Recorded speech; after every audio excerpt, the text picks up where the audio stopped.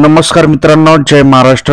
राज्याच्या राजकारणातून अत्यंत धक्कादायक बातमी समोर येत आहे। जाणून घेऊयात पूर्ण अपडेट।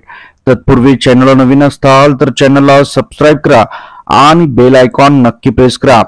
आदिती तटकरे यांच्या ताफ्यातील वाहनांचा भीषण अपघात, जाणून घेऊयात सविस्तर परिस्थिती।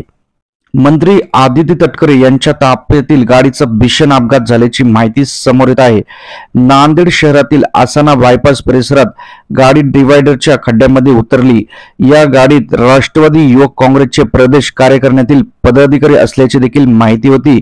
सुदैवाने या अपघातात कुणाला देखील जखम झालेली नाहीये आणि या ठिकाणी आदित्य ठाकरे यांच्या ताफ्यातील वाहनाचा भीषण अपघात झालेला आहे, परंतु कुठलीही दुर्दैवी घटना घडलेली नाहीये।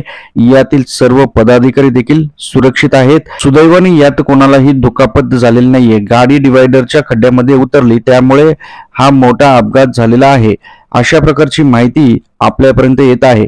मित्रांनो, आपल्याला काय वाटतं कमेंटमध्ये नक्की कमेंट करा। येणाऱ्या प्रत्येक अपडेटसाठी चॅनलशी कनेक्ट राहा। परत भेटूयात नवीन अपडेट सोबत पुढील व्हिडिओत। जय महाराष्ट्र।